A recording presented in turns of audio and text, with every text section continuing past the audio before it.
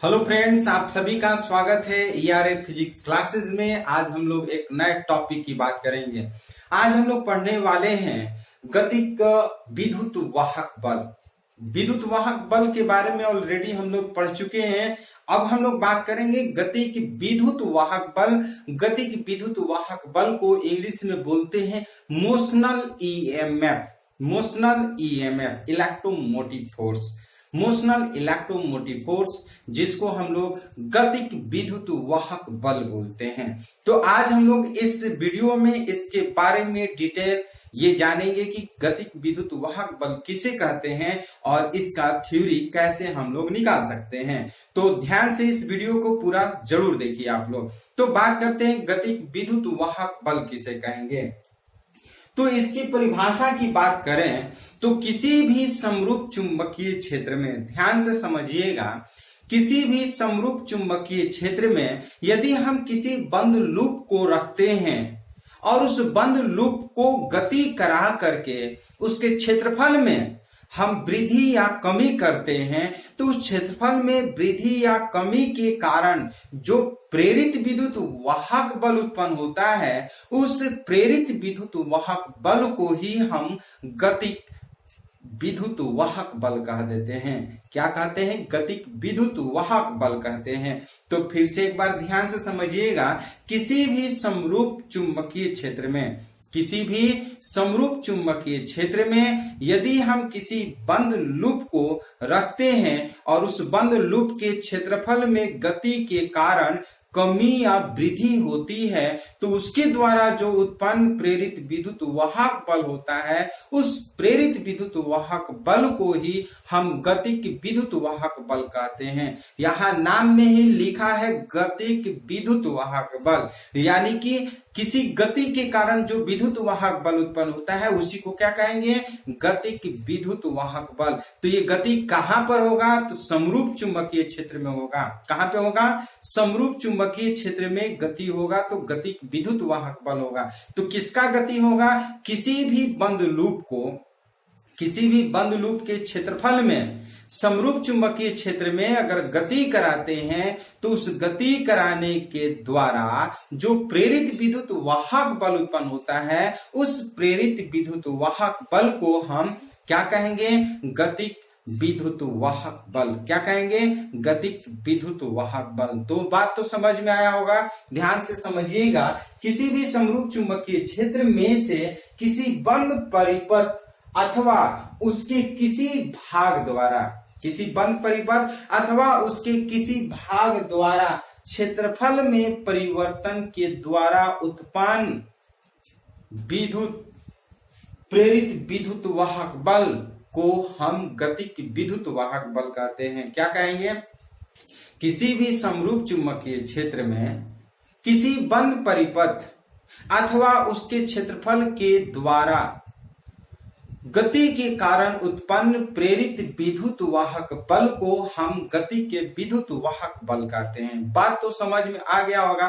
परिभाषा सिंपल है, मींस किसी समरूप चुंबकीय क्षेत्र में किसी बंद लूप के द्वारा गति के कारण जो प्रेरित विद्युत वाहक बल उत्पन्न होता है, उस प्रेरित विद्युत वाहक बल को ही हम गतिक विद्युत वाहक बल कह देते हैं। अब इसकी चर्चा करते हैं, थ्योरी की चर्चा करते हैं। तो यहाँ पे दो फिगर बनाएंगे, दोनों फिगर को आप ध्यान से समझिएगा।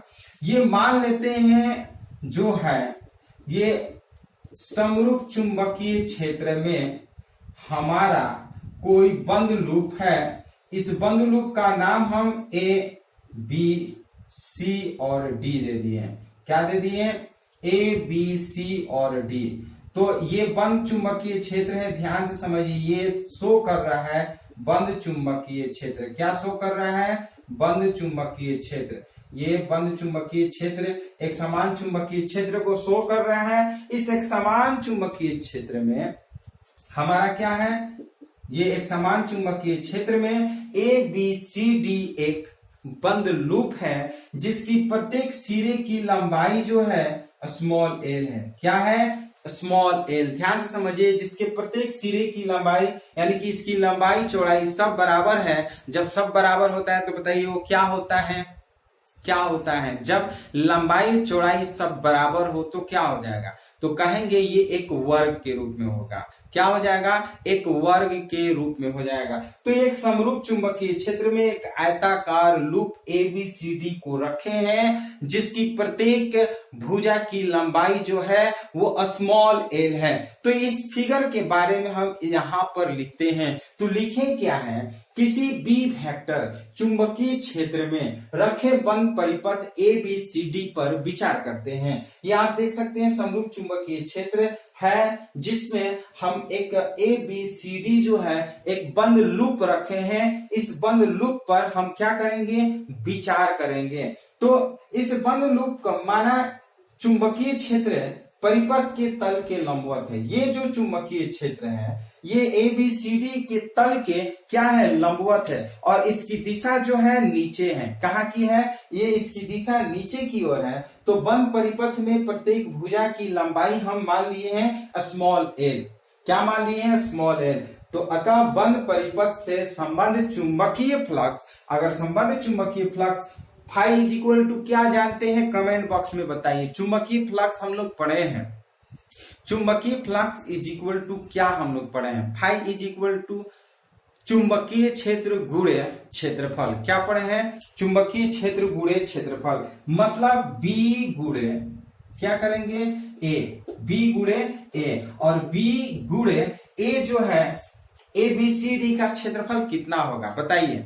ABCD का क्षेत्रफल कितना होगा? लंबाई गुणे लंबाई, यानी कि L गुणे L। क्या करते हैं? L गुणे L, यानी कि लंबाई भी L है और उसके चौड़ाई भी L है। तो L गुणे L यानी कि L स्क्वायर। तो BL स्क्वायर हम कर सकते हैं क्या? BL square. तो इस तरह से φ1 यानी कि इस समरूप चुंबकीय क्षेत्र में जब हम किसी भी बंद लूप ABCD को रखे हैं तो उसमें जो चुंबकीय फ्लक्स उत्पन्न हो रहा है वो φ1 इज इक्वल टू क्या हो रहा है? वो BL स्क्वायर। क्या हो जा रहा है? BL square. अब ध्यान से समझिएगा, इस ABCD लूप को अब क्या कर रहे हैं? इस समरूप चुंबकीय क्षेत्र से घसका रहे हैं, गति करा रहे हैं। तो गति कराएंगे तो इसकी चौड़ाई में क्या होगा? थोड़ा सा परिवर्तन होगा। तो मान लिया, यहां पे ध्यान से समझिएगा, ये समरूप चुंबकीय क्षेत्र है। इस समरूप चुंबकीय क्षेत्र में ध्यान से समझिएगा। अब इसको हम यहां पर कर दिए, ये ध्यान से समझिएगा, ये कर दिए ABCD। ये A हो गया, ये B हो गया, ये C हो गया, ये D हो गया, जिसकी लंबाई ये है। और ये मान लेते हैं डेल्टा x दूरी पर आ गया। कहां पर?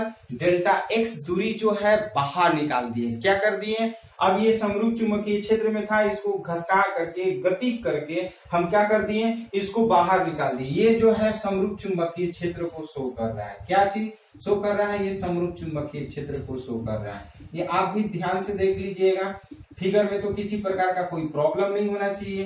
तो ये समरूप चुंबकीय क्षेत्र में जो ABCD लूप था, उस ABCD लूप को हम क्या कर दिए? धक्का दे रहे हैं। धक्का दे रहे हैं मीन्स इसमें गति करा रहे हैं। गति के कारण जो इसका क्षेत्रफल है ये क्या हो रहा है? घट रहा है। कितना घट रहा है? Delta x।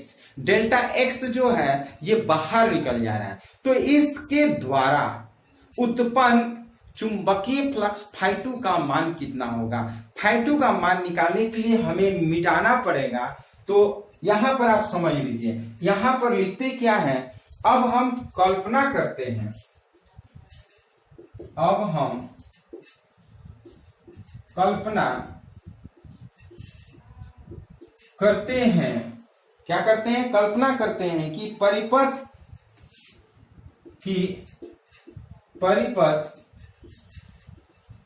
v वेग से क्या है? v वेग से दाहिनी ओर गति करता है। v वेग से दाहिनी ओर गति करता है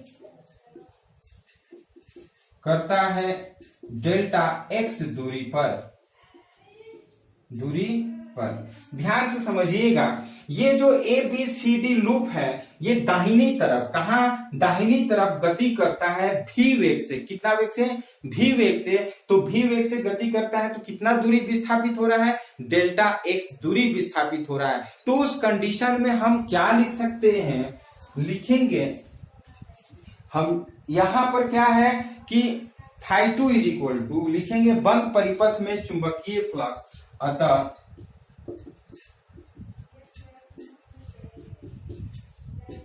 परिपथ में चुंबकीय फ्लक्स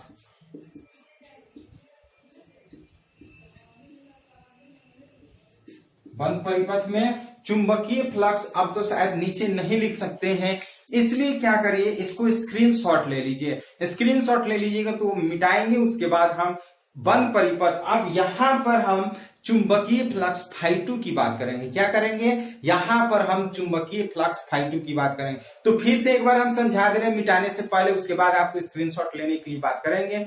हम लोग क्या पढ़ रहे हैं? गतिक विद्युत वाहक बल। क्या पढ़ रहे हैं? गतिक विद्युत वाहक बल। तो गतिक विद्युत वाहक बल किसे कहेंगे? किसी भी समरूप चुंबकीय क्षेत्र में किसी बंद लूप या उसके कोई भाग के क्षेत्रफल में वृद्धि या कमी के कारण जो उत्पन्न होता है प्रेरित विद्युत वाहक बल, उस प्रेरित विद्युत वाहक बल को हम गतिक विद्युत वाहक बल कहते हैं।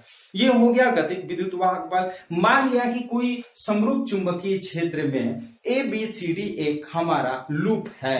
इस लूप की लंबाई मान लिया कि लंबाई स्मॉल l और इसकी चौड़ाई भी स्मॉल l है।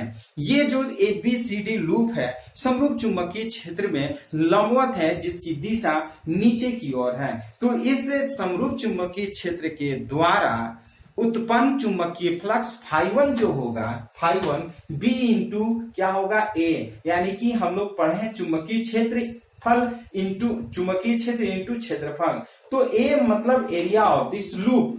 तो area of this loop is equal to क्या होता है? लंबाई गुणे चौड़ाई, तो दोनों सेम है, लेंथ और ब्रेथ, यानी कि लंबाई चौड़ाई दोनों सेम है, तो हम क्या कर लेते हैं? BL²। अब क्या किए हैं कि अब इस समरूप चुंबकीय क्षेत्र में जो लूप है उसको धक्का दे रहे हैं, मीन्स गति कराते हैं। मान लिया कि ये जो लूप है, लूप v वेग से गति करके दाहिनी तरफ, ये आप देख रहे हैं दाहिने तरफ बढ़ता है। कितना दूरी? तो डेल्टा x दूरी। तो डेल्टा x दूरी तय करता है, तो उसके द्वारा उत्पन्न चुंबकीय फ्लक्स φ2 का मान क्या होगा वो हम ऊपर बताएंगे। उसके बताने से पहले इसको स्क्रीनशॉट ले लीजिए।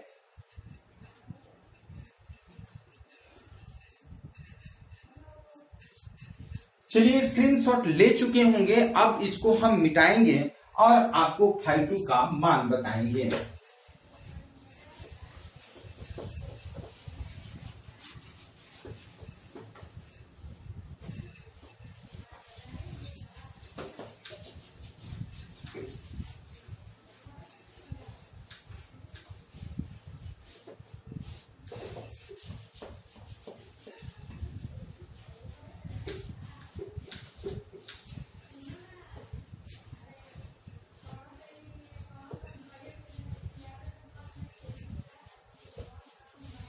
φ2 इज इक्वल टू क्या लिख सकते हैं?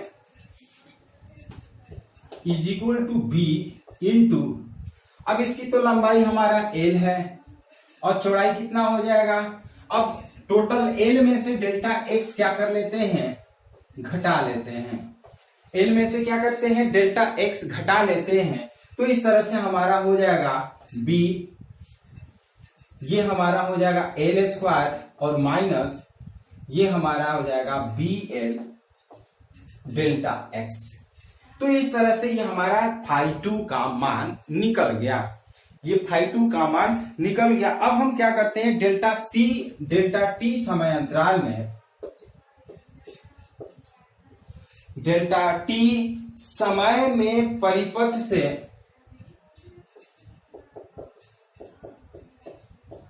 डेल्टा t समय में परिपथ से संबद्ध चुंबकीय फ्लक्स, डेल्टा t समय में परिपथ से संबद्ध चुंबकीय फ्लक्स, चुंबकीय फ्लक्स में परिवर्तन, चुंबकीय फ्लक्स में क्या लिखेंगे, परिवर्तन इस प्रकार दिया जाता है।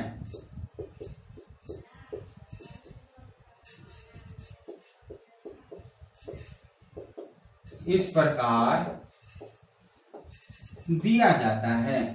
हम लिख सकते हैं क्या, D phi is equal to लिख सकते हैं phi two minus phi one. Phi two की जगह पर हम लिखेंगे B L square minus B L delta X, और माइनस करते हैं फाई वन की जगह पर हम निकाले थे क्या, बी एल स्क्वायर। क्या निकाले थे, बी एल स्क्वायर। यदि हम बात करते हैं डेल्टा सी टी समय में परिपथ से संबंध चुंबकीय फ्लक्स में परिवर्तन की बात करते हैं तो कितना हो जाएगा हमारा, ये D phi is equal to phi two minus phi one. Phi two की जगह पर B L square minus B L delta X, और माइनस फाई वन की जगह पर बी एल स्क्वायर। ये बी एल स्क्वायर काट लेते हैं तो इसलिए D phi is equal to minus B L delta X हमारा मिल गया। तो ये जो मिला, क्या मिला, ये हमें डेल्टा टी समय अंतराल में चुंबकीय फ्लक्स में परिवर्तन हो गया। अब बात करते हैं फैराडे के नियम के अनुसार, फैराडे के नियम के अनुसार क्या पढ़े हैं बताइए, कमेंट बॉक्स में फटाफट बताइए। फैराडे के नियम के अनुसार क्या पढ़े हैं बताइए, फटाफट कमेंट बॉक्स में कमेंट करिए। फैराडे के नियम के अनुसार क्या पढ़े हम लोग,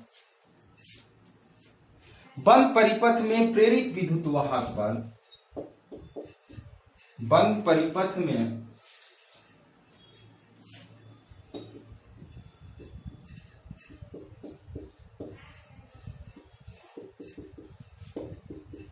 प्रेरित विद्युत वाहक बल, विद्युत वाहक बल क्या पढ़े हैं, minus D phi by D T पढ़े हैं क्या, minus D phi by D T पढ़े हैं ना। अब बताइए डी फाई के जगह पर हम क्या लिख सकते हैं, minus B L delta X by delta D T कर लेते हैं या डेल्टा टी कर लेते हैं। यहाँ पे डी टी करिए या डेल्टा टी कोई फर्क नहीं पड़ता है, हम इसको ऐसे भी लिख सकते हैं माइनस बी एल, और देखिए ये माइनस है और ये माइनस कर लेते हैं, ठीक। तो माइनस माइनस क्या हो जाएगा, प्लस हो जाएगा, into delta X by delta T कर लेते हैं। तो बताइए विस्थापन परिवर्तन की दर को क्या कहते हैं, विस्थापन परिवर्तन की दर को क्या कहेंगे बताइए फटाफट, वेग कहते हैं। क्या कहेंगे, वेग। तो चूंकि यहां पर हम लिखेंगे v is equal to delta X by delta T, तो इसलिए हमारा E इज इक्वल टू क्या हो जाएगा, बी एल भी। क्या हो जाएगा, बी एल भी। तो इस तरह से हमारा प्रेरित विद्युत वाहक बल E is equal to B L V, ये गतिक प्रेरित विद्युत वाहक बल है। क्या है, गतिक विद्युत प्रेरित विद्युत वाहक बल है। यदि मान लिया, यदि परिपथ का प्रतिरोध कैपिटल आर हो, तो यदि परिपथ का प्रतिरोध कैपिटल आर हो तो परिपथ में प्रवाहित विद्युत धारा, तो परिपथ में विद्युत धारा करते हैं, विद्युत धारा I इज इक्वल टू क्या लिखेंगे, E बाई आर, E के जगह पर क्या लिखेंगे, बी एल भी बाई कैपिटल आर। तो इस तरह से ये आपका विद्युत धारा, परिपथ में विद्युत धारा निकल गया, और ये जो है E is equal to B L V, ये आपका गतिक विद्युत वाहक बल है। तो इसमें एक हम लोग न्यूमेरिकल बनाएंगे, इसको फटाफट स्क्रीनशॉट आप लोग ले लीजिए।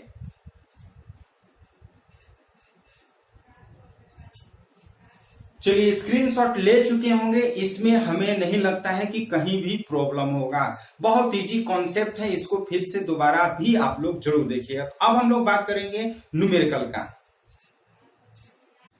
अब हम लोग न्यूमेरिकल की बात करेंगे। इसके पहले हम लोग प्रेरित मीन्स गति के विद्युत वाहक बल हम लोग पढ़ चुके हैं, तो वो थ्योरी पर हम लोग कुछ न्यूमेरिकल बनाएंगे। जैसे आप लोग कल न्यूमेरिकल पढ़े थे, बहुत सारे बच्चे कमेंट किए कि नहीं सर हमें न्यूमेरिकल आपका बताया हुआ बहुत अच्छा लगता है, तो मुझे भी बहुत खुशी हुई कि चलिए कम से कम थ्योरी पढ़ने के बाद न्यूमेरिकल बनाने वाले कुछ बच्चे तो हैं। देखिए कुछ बच्चे होते हैं थ्योरी पढ़ लिए भाग गए, आते हैं जाते हैं, मीन्स वैसे कोई जरूरत नहीं है पढ़ने के लिए। आप 10 ही बच्चा पढ़िए, हमारे लिए वो ठीक है, लेकिन वो 10 बच्चे शुरू से लास्ट तक बने रहते हैं तो हमें खुशी होती है।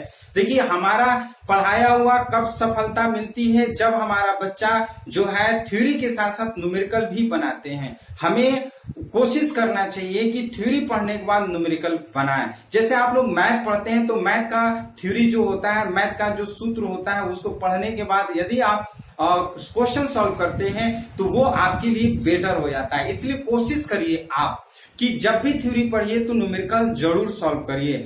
बिना न्यूमेरिकल का आपका थ्योरी इनकम्प्लीट अधूरा हो जाएगा, इसलिए न्यूमेरिकल जरूर सॉल्व करिए। तो बात हम लोग करते हैं न्यूमेरिकल का। और एक चीज और आपको बताना चाहेंगे, जो न्यूमेरिकल होते हैं ये न्यूमेरिकल आपको आगे बहुत हेल्प करेगा। ऐसा मत सोचिए कि इंटरमीडिएट पास कर जाएंगे तो उसके बाद काम नहीं करेगा, ये हमेशा काम करेगा। मीन्स जब भी आप कंपटीशन में बैठिएगा तो अब तो जो भी कंपटीशन में फिजिक्स का क्वेश्चन पूछ रहा है वो सिर्फ और सिर्फ न्यूमेरिकल पूछ रहा है, आप अपने सीनियर बच्चों से पूछ सकते हैं। तो न्यूमेरिकल पे ज्यादा ध्यान दीजिए। तो हम लोग बात करते हैं न्यूमेरिकल, ध्यान से समझिएगा। न्यूमेरिकल बनाने के लिए सबसे पहले हम लोग करते क्या है कि क्वेश्चन को ध्यान से पढ़ते हैं। क्या करते हैं? क्वेश्चन को ध्यान से पढ़ते हैं। तो एक बार हम पढ़ेंगे, आप भी पढ़िए। एक रेलगाड़ी 1.0 मीटर गेज क्षैतिज रेल पटरियों पर दक्षिण की ओर 90 किलोमीटर प्रति घंटा की चाल से दौड़ रही है। यदि पृथ्वी के चुंबकीय क्षेत्र का ऊर्ध्वाधर घटक 3 × 10 का पावर -5 वेबर पर मीटर स्क्वायर हो तो 1.25 मीटर लंबाई की रेल की धुरी के सिरों के बीच प्रेरित विद्युत वाहक बल ज्ञात कीजिए। इस न्यूमेरिकल में आपको कुछ सिखाएंगे बनाने के साथ। देखिए यहाँ पर मीटर गेज दिया है, नाम सुने हैं मीटर गेज किसे कहते हैं?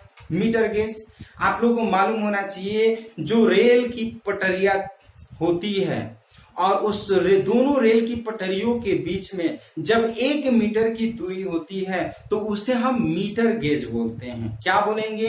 Metre gauge. मीटर गेज कब होता है? जब दो रेल की पटरियां समानांतर जब चलती हैं और दोनों रेल की पटरियों के बीच में जब 1 मीटर का गैप होता है तो उसे हम मीटर गेज बोलते हैं। क्या बोलते हैं? Metre gauge. जनरली जो ट्रेन होते हैं मीटर गेज में मीन्स छोटे छोटे इलाकों में मीटर गेज में ही चलाए जाते हैं। तो उन दोनों पटरियों के बीच में 1 मीटर का दूरी बना रहता है, जिससे छोटी लाइन भी हम लोग जानते हैं। तो अब बात करते हैं और एक चीज और इस न्यूमेरिकल में जानिए, जो धुरी है, जब क्वेश्चन में धुरी दिया रहता है तो समझिए कि वो लंबाई दिया है। क्या दिया है? लंबाई। जब धुरी दिया हो तो समझिए लंबाई। तो हम सबसे पहले क्वेश्चन में जो वैल्यू दिया है उसको नोट करते हैं।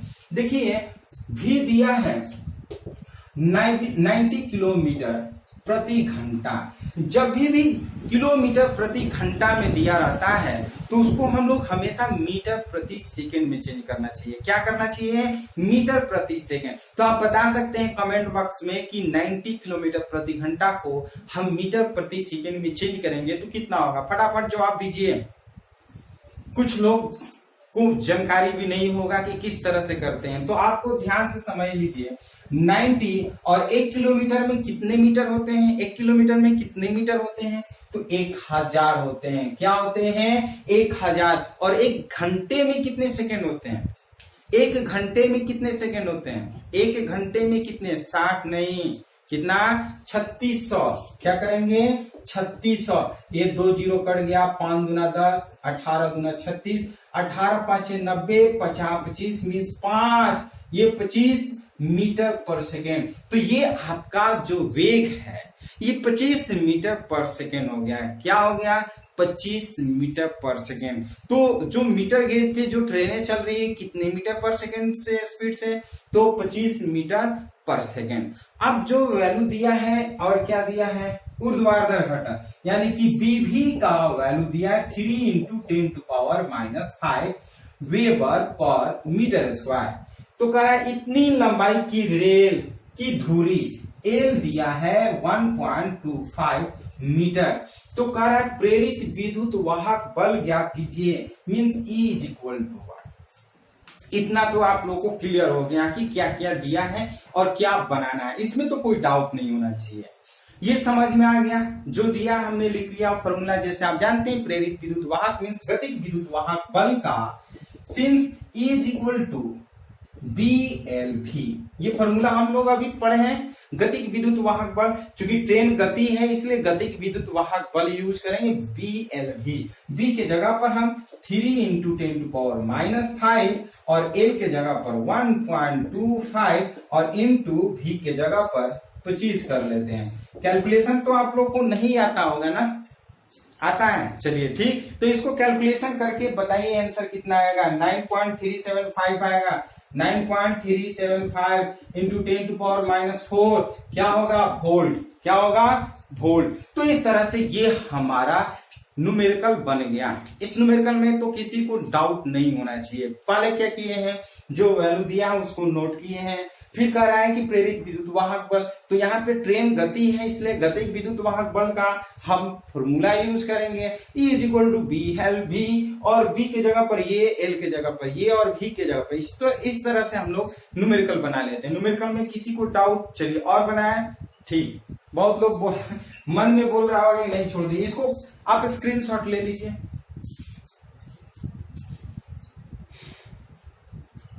चलिए स्क्रीनशॉट ले चुके होंगे तो हम इसको मिटा रहे हैं। सेकंड न्यूमेरिकल की बात करेंगे। कम समय में हमें अधिक पढ़ाना है और आपको भी कम समय में अधिक पढ़ना है, क्योंकि आपकी मोबाइल का डाटा बहुत जल्दी खत्म हो रहा है। बच्चों की भावनाओं को हम समझ रहे हैं और आप हमारी भावना को नहीं समझ रहे हैं। एक लाइक नहीं कर रहे हैं आप लोग, लाइक जरूर करिए। यदि अच्छा लगे तब, जरूरी नहीं है, यदि अच्छा लगे तो लाइक करिए, नहीं तो जरूरी नहीं है, ऐसे ही मेरा चलेगा। सेकेंड न्यूमेरिकल की बात कर रहे हैं, ध्यान से समझिएगा। पूर्व से पश्चिम, पूर्व से पश्चिम मान के चलिए दिल्ली से बिहार दिशा में स्थित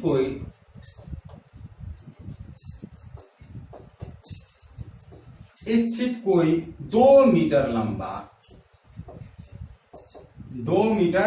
लंबा क्षैतिज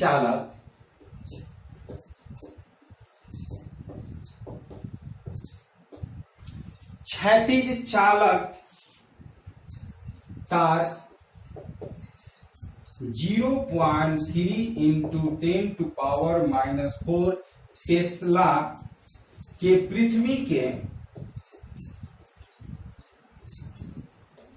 पृथ्वी के चुंबकीय क्षेत्र के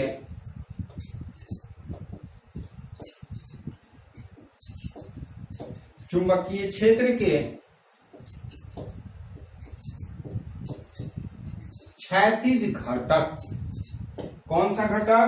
क्षैतिज घटक के लंबवत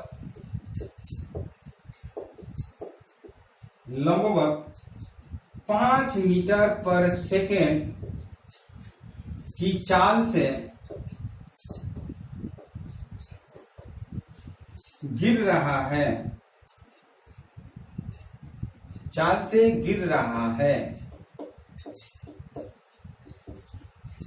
तार के सिरों के मध्य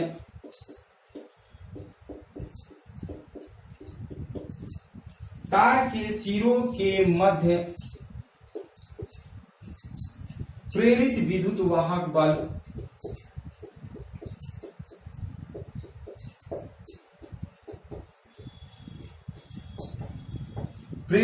वाहक बल के तात्क्षणिक मान की गणना कीजिए।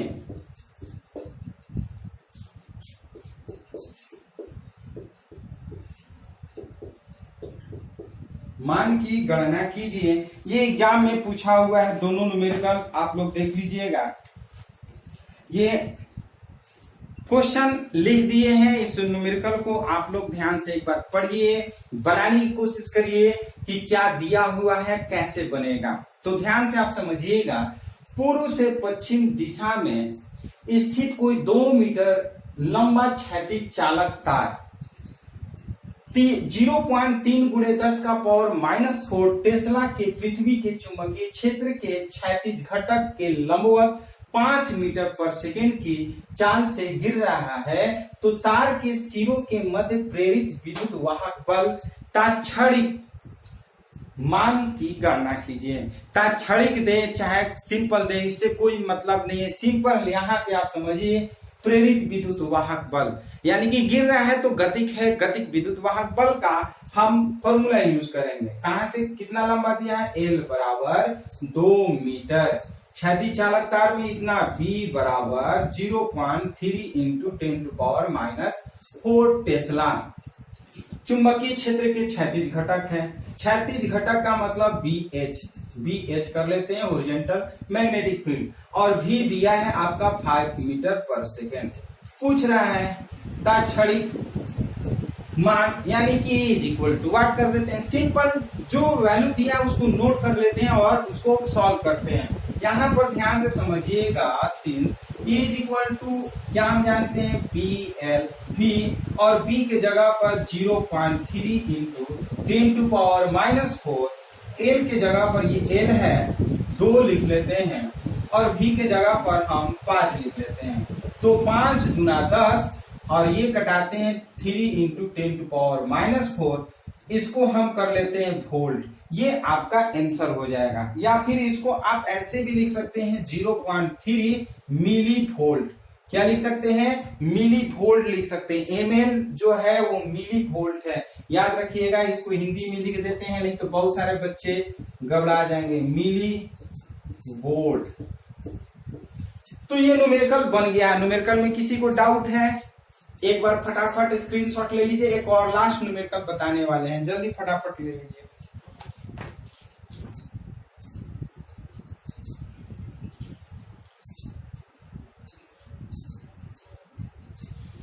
चलिए, स्क्रीनशॉट ले चुके होंगे। बहुत आसानी था न्यूमेरिकल बनाना, बस ज्यादा दिमाग नहीं लगाना है, देखना है कि क्या दिया है और क्या पूछ रहा है, बस ये दिमाग में रहेगा, फटाफट न्यूमेरिकल बन जाएगा।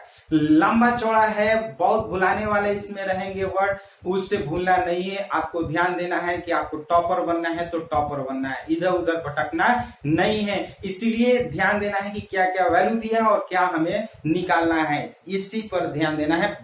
फालतू चीजों पर भटकना नहीं है। तो हम एक और लास्ट न्यूमेरिकल बना रहे हैं, उसको भी आप लोग बनाइएगा।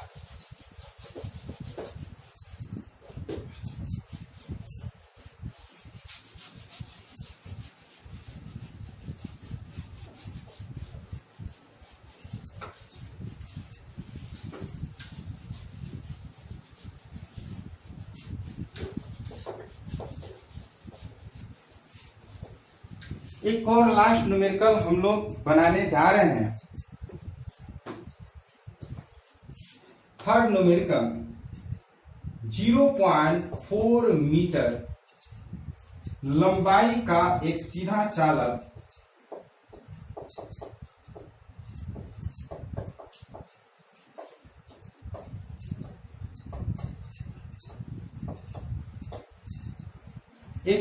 चालक 0.9 वेबर पर मीटर स्क्वायर चुंबकीय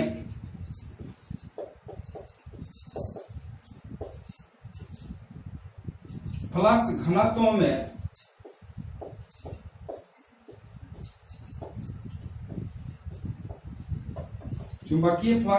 में 7 मीटर पर सेकेंड के वेग से गति करता है।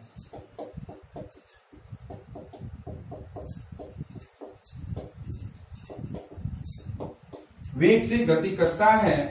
चालक में उत्पन्न होने वाले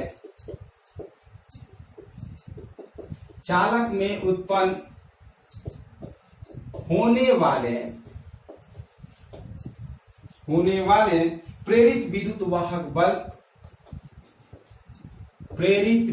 वाहक बल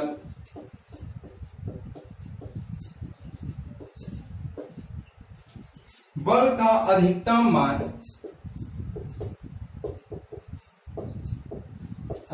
मान ज्ञात कीजिए। चलिए, ये क्वेश्चन दिया हुआ है, हम लिख दिए आसानी से।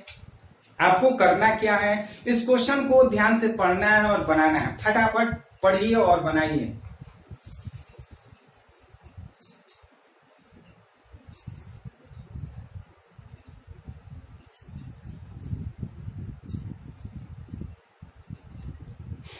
चलिए, कोशिश करिए कि जितना कम से कम हम समय ले न्यूमेरिकल बनाने में, क्योंकि जब हम न्यूमेरिकल लिख रहे थे तभी आपको 2 मिनट का टाइम मिल गया होगा न्यूमेरिकल बनाने के लिए, तो उतना टाइम आपके लिए काफी था। चलिए, हम आपको बताने की कोशिश कर रहे हैं। हम पढ़ते हैं एक बार ध्यान से। 0.4 मीटर लंबाई का एक सीधा चालक 0.9 वेबर पर मीटर स्क्वायर चुंबकीय फ्लक्स घनत्व में 7 मीटर पर सेकंड के वेग से गति करता है। चालक में उत्पन्न होने वाले प्रेरित विद्युत वाहक बल का अधिकतम मान ज्ञात कीजिए। जब भी अधिकतम मान ज्ञात करना है तो यहाँ पर ध्यान से समझिएगा, थीटा का वैल्यू 90 डिग्री ले लेते हैं। तो यहाँ पर देखिए दिया है, एल दिया है 0.4 मीटर और बी दिया है आपका 0.9 वेबर पर मीटर स्क्वायर और भी दिया है 7 मीटर पर सेकेंड। करा अधिकतम वेग ज्ञात करने के लिए 90 डिग्री लेते हैं और पूछ रहा है क्या प्रेरित विद्युत वाहक बल यानी कि E is equal to what. तो since E is equal to BLV sine theta आप यूज करिए और साइन 90 का मान वैसे भी 1 होता है, सिंस साइन 90 का वैल्यू जो होता है 1 होता है, तो इसका कोई फर्क नहीं पड़ता है। हमें मिल जाता है E is equal to BLV और B के जगह पर हम 0.9 और L के जगह पर हम 0.4 और इंटू V के जगह पर हम 7 रख लेते हैं। तो ये हम अगर मल्टीप्लाई करते हैं 9 4 जा 36 और 36 को अगर हम 7 से मल्टीप्लाई करते हैं तो 2.52 वोल्ट हो जाएगा। इस तरह से आपका आंसर हो जाएगा। या फिर ये आपका मींस प्रेरित विद्युत वाहक बल या गतिज विद्युत वाहक बल का जो मान है वो 2.52 वोल्ट हो गया। तो इस तरह से न्यूमेरिकल बनाते हैं। एक बार फिर से समझ लीजिए न्यूमेरिकल किस तरह से बना है। सबसे पहले एल दिया है, हम एल लिख लिए, बी दिया है, बी का मान लिख लिए, भी दिया है, भी का मान लिख लिए। कर अधिकतम के लिए theta is equal to 90 degree, तो हम 90 डिग्री ले लिए। E is equal to what का रहा है, तो हम जानते हैं since E is equal to BLV लिखिए या BLV साइन थीटा लिखिए। साइन 90 का वैल्यू 1 होता है, हम इधर दिखा देते हैं और बचेगा क्या हमारा E is equal to BLV। Light fluctuate कर रहा है जिससे कि कैमरा हिल रहा है, तो घबराने की जरूरत नहीं है। तो इस तरह से E इज इक्वल टू 252 हम कर लेते हैं। तो ये न्यूमेरिकल आपको बन गया। तो एक बार स्क्रीनशॉट ले लीजिए। चलिए, स्क्रीनशॉट ले चुके होंगे। न्यूमेरिकल आप लोगों को पूरी तरह से समझ में आ चुका होगा, थ्योरी भी समझ में आ चुका है और गर्मी भी ज्यादा लग रहा है। तो अब हम यहीं पे समाप्त करते हैं। तो इस तरह से ये वीडियो आपको कैसा लगा? यदि वीडियो पसंद है तो लाइक शेयर कमेंट जरूर करिए और अपने दोस्तों में भी इसे शेयर करिए, उनको भी फायदा हो। और जितने भी बच्चे मीन्स न्यू हैं, जो बच्चे आज नए आप देख रहे हैं, तो प्लीज यदि ये वीडियो आपको पसंद है और फिजिक्स में इंटरेस्टेड हैं तो इसको जरूर सब्सक्राइब कर लीजिए। नए नए चीज, नए नए टॉपिक आपको हमेशा अप टू डेट मिलते रहेगा। तो फिर हम लोग इसी तरह से नए टॉपिक के साथ फिर एक नए वीडियो में मिलते हैं। तब तक के लिए धन्यवाद।